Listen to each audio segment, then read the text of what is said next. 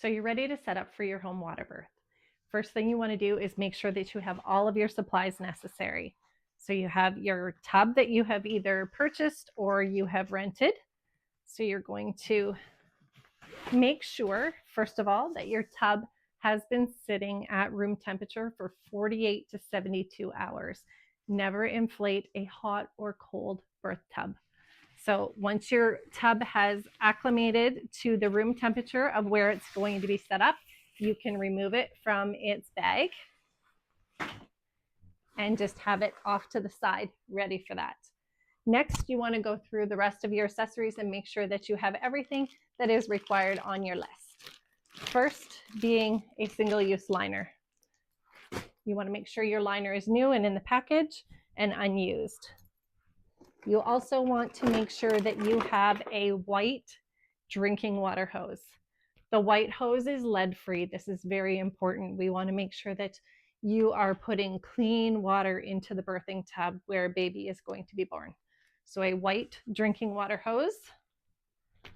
You also want to make sure that you have a hose that is long enough for disposing the water in the tub. So when you're setting up your tub, make sure that you're keeping in mind that you need to be close enough to a water supply to fill it and close enough to a drain to empty it. We always suggest that you just tuck the end of the drain hose underneath the toilet. The toilet will constantly flush.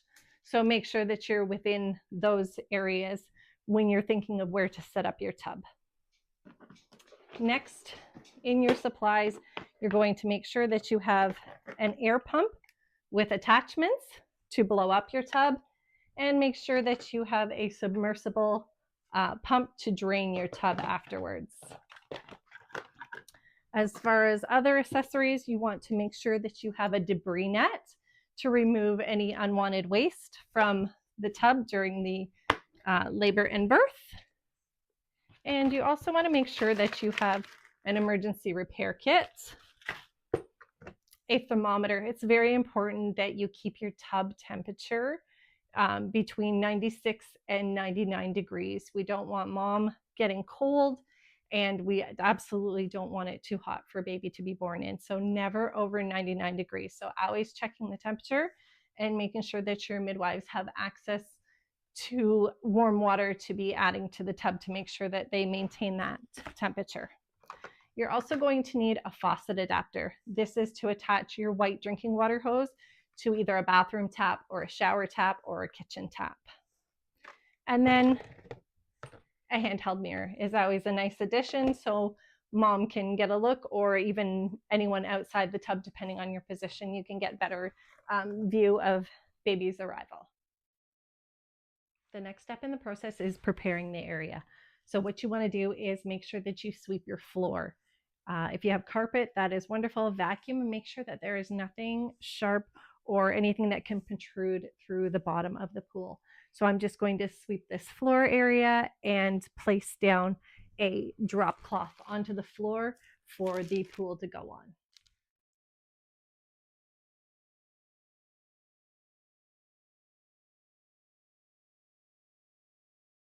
Okay, now we have cleared the floor. We've laid down a drop sheet and we have our pool in position.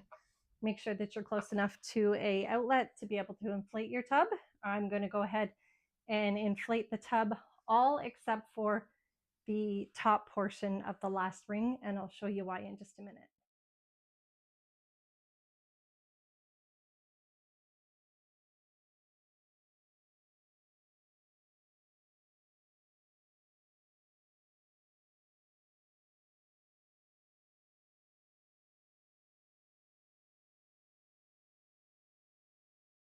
Okay, so as you can see, we have blown up the floor and the seat of the pool and the bottom two rings fully.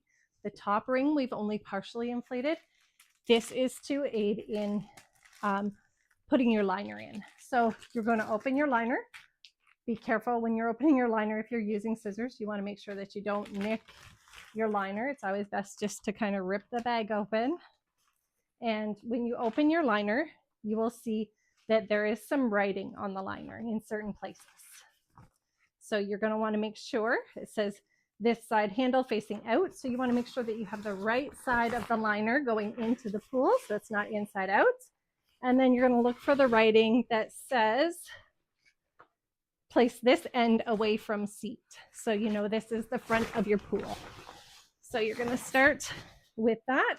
And my best advice is to do the 2 front handles to kind of anchor it in place. So you slip those 2 handles over and then just work your way around the pool, covering your handles. Again, this is going to be a loose fit until you finish inflating the pool. So you're going to slide these over top of the handles. Again, just a loose fit until you finish inflating the pool.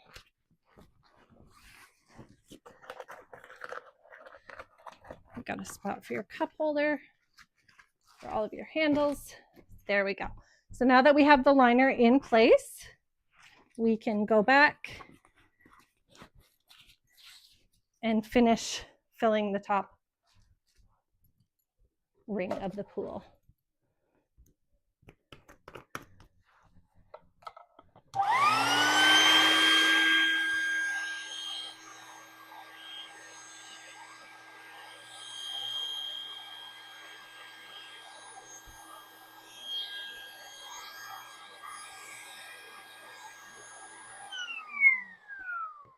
Great.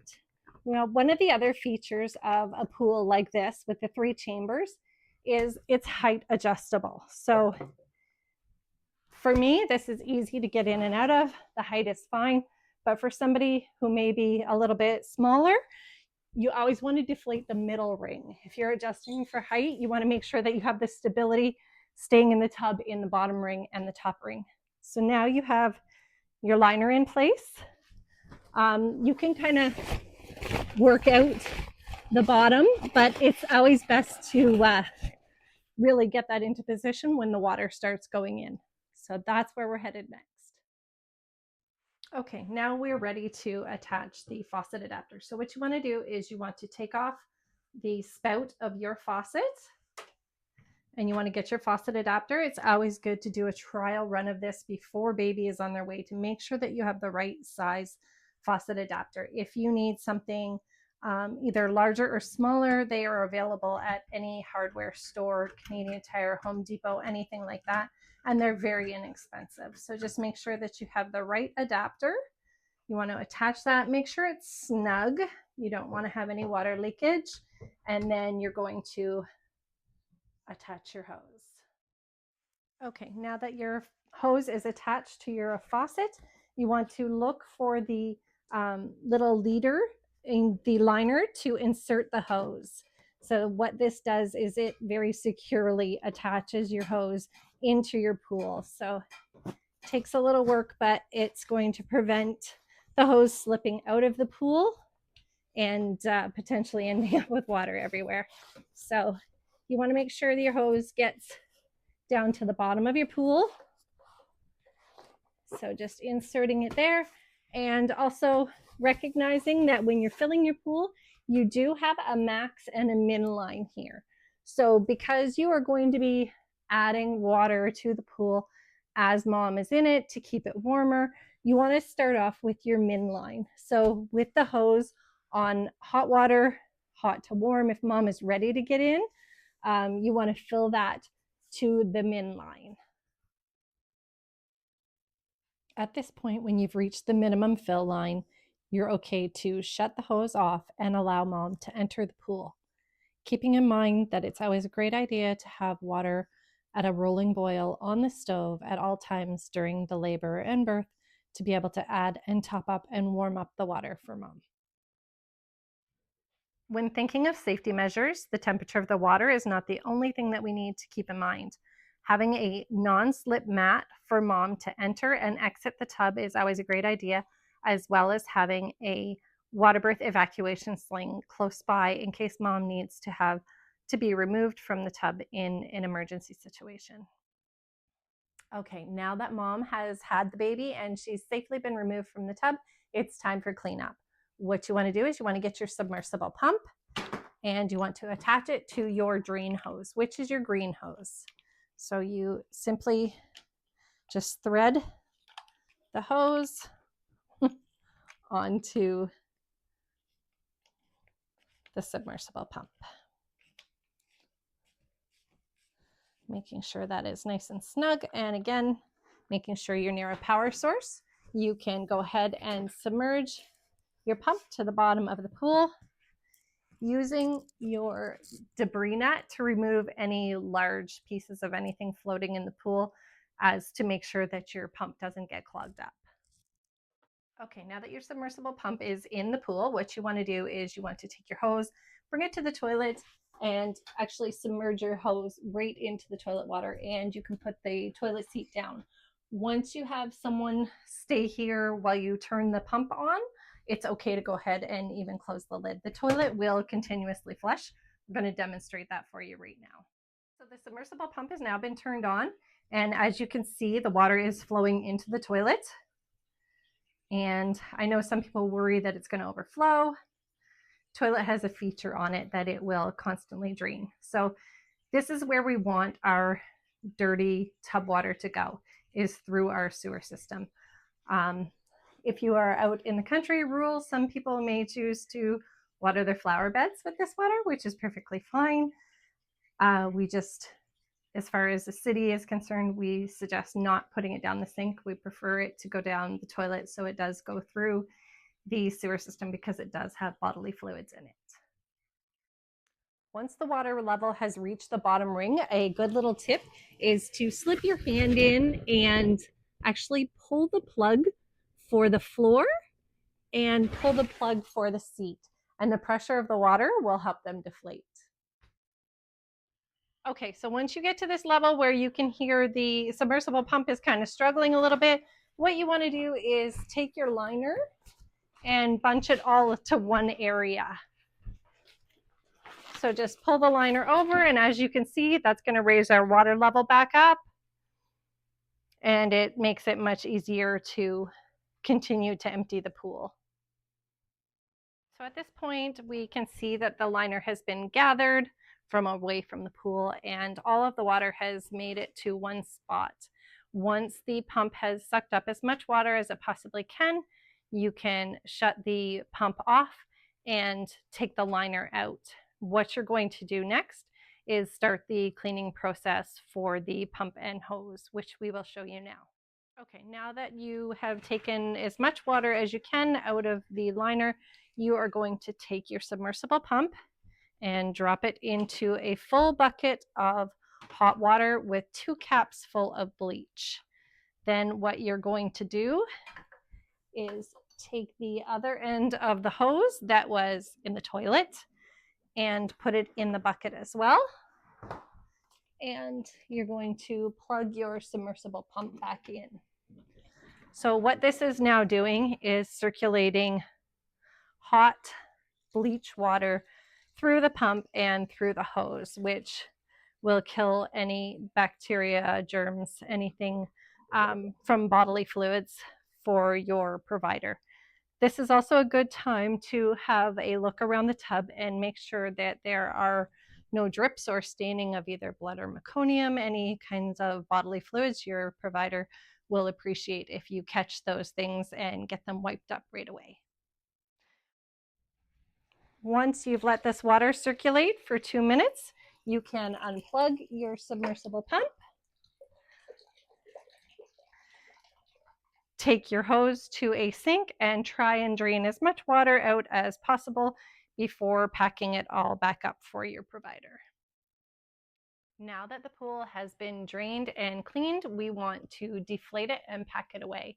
The same air pump that you use to fill it up has a multifunction. It can actually suck air out of the tub, which aids in packing the tub away very efficiently. So you want to just use the opposite valve that you did in the beginning. You can open this up, but by sucking